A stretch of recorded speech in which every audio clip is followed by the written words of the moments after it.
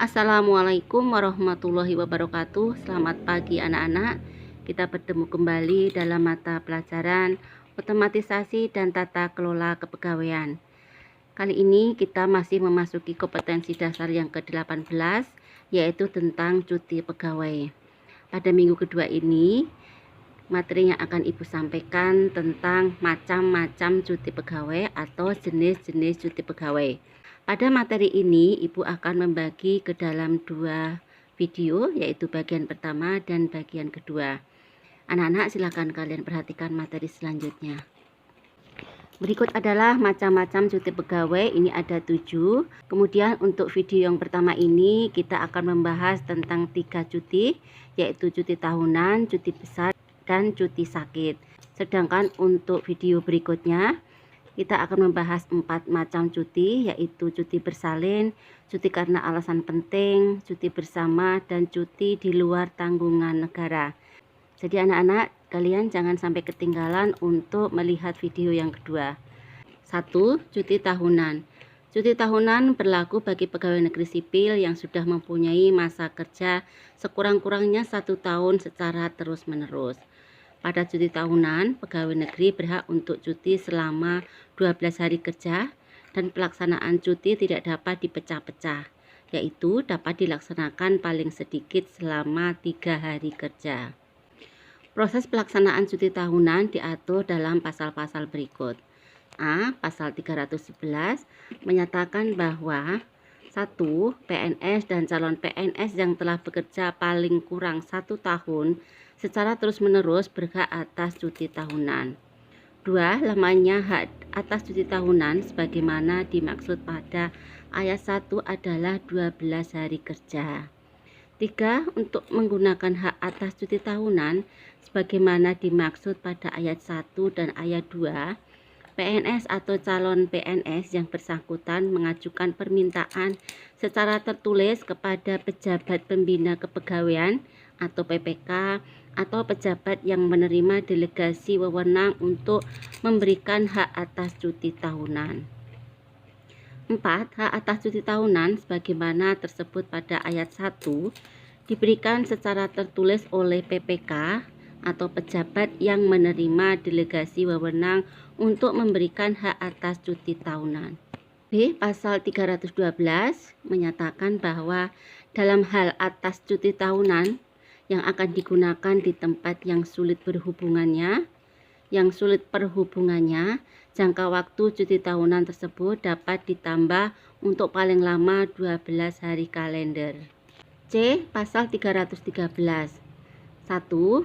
Hak-hak atas cuti tahunan yang tidak digunakan dalam tahun yang bersangkutan dapat digunakan dalam tahun berikutnya untuk paling lama 18 hari kerja, termasuk cuti tahunan dalam tahun berjalan. 2. Hak atas cuti tahunan yang tidak digunakan 2 tahun atau lebih berturut-turut dapat digunakan dalam tahun berikutnya untuk paling lama 24 hari kerja, termasuk hak atas cuti tahunan dalam tahun berjalan. Maksud dari pasal 313 itu begini. Cuti tahunan itu adalah 12 hari kerja. Tetapi jika tidak diambil, maka bisa diambil di tahun berikutnya, yaitu selama 18 hari kerja. Jadi bukan 12 ditambah dengan 12 hari kerja gitu ya. Nah, kemudian jika tidak diambil lagi, maka bisa diambil pada tahun yang ketiga. Nah, berapa hari? Itu adalah 24 hari kerja. Bukan berarti untuk tahun ketiga itu 12 ditambah 12 ditambah 12. Tetapi paling lama 24 hari kerja. Paham ya nak ya? D. Pasal 314. 1. Hak atas cuti tahunan dapat ditangguhkan penggunaannya oleh PPK atau pejabat yang menerima delegasi wewenang untuk memberikan hak atas cuti untuk paling lama 1 tahun apabila kepentingan dinas mendesak. 2. Hak atas cuti tahunan yang ditangguhkan sebagaimana dimaksud pada ayat 1 dapat digunakan dalam tahun berikutnya selama 24 hari kerja, termasuk hak atas cuti tahunan dalam tahun berjalan. Pasal 315. Jabatan guru dan dosen yang mendapatkan liburan menurut peraturan perundang-undangan disamakan dengan PNS yang telah menggunakan hak cuti tahunan. 2. Cuti besar. Cuti besar dapat diberikan kepada pegawai negeri sipil yang telah bekerja sekurang-kurangnya 5 tahun secara terus-menerus. Proses pelaksanaan cuti besar diatur dalam pasal-pasal sebagai berikut. A. Pasal 316.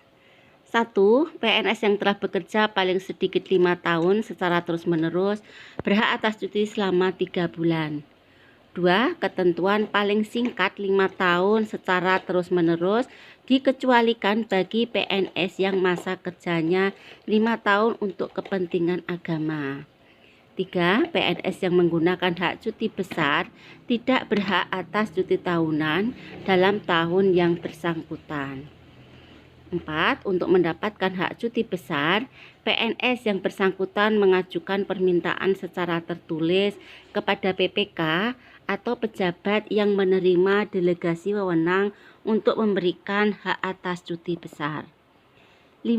Hak cuti besar diberikan secara tertulis oleh PPK atau pejabat yang menerima delegasi wewenang untuk memberikan hak atas cuti besar. B. Pasal 317. Hak cuti besar dapat ditangguhkan penggunaannya oleh PPK atau pejabat yang menerima delegasi wewenang untuk memberikan hak atas cuti besar untuk paling lama 1 tahun apabila kepentingan dinas mendesak, kecuali untuk kepentingan agama. C. Pasal 318. Selama menggunakan hak atas cuti besar, PNS bersangkutan menerima penghasilan PNS. 3. Cuti sakit. Cuti sakit berlaku bagi PNS yang tidak mampu bekerja karena alasan kesehatan. Proses pelaksanaan cuti sakit diatur dalam pasal-pasal sebagai berikut. A. Pasal 319. Dinyatakan bahwa setiap PNS yang menderita sakit berhak atas cuti sakit. B. Pasal 320. 1. PNS sakit 1 hari sampai 14 hari berhak atas cuti pengajuan secara tertulis kepada PPK atau pejabat yang menerima delegasi wewenang untuk memberikan hak atas cuti sakit dan melampirkan surat keterangan dokter.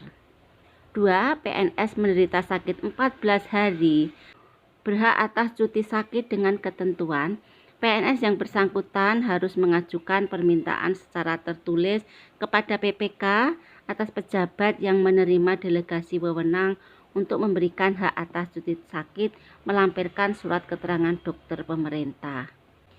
3. Surat keterangan dokter memuat pernyataan tentang perlunya cuti, lamanya cuti, dan keterangan lain yang bersangkutan.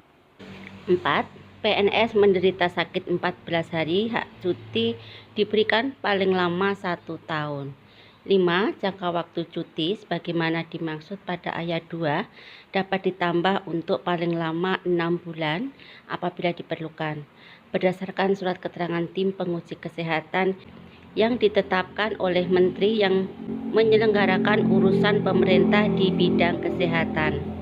6. PNS tidak sembuh dari penyakit dalam jangka waktu sebagaimana dimaksud ayat 4 dan 5 harus diuji kembali kesehatannya oleh tim penguji kesehatan yang ditetapkan oleh menteri yang menyelenggarakan urusan pemerintah di bidang kesehatan.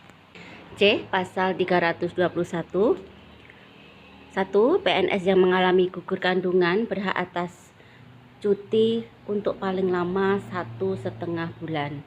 2. Untuk mendapatkan hak atas cuti sakit sebagaimana dimaksud pada ayat 1, PNS yang bersangkutan mengajukan permintaan secara tertulis kepada PPK atau pejabat yang menerima delegasi wewenang untuk memberikan hak atas cuti sakit dengan melampirkan surat keterangan dokter atau bidan.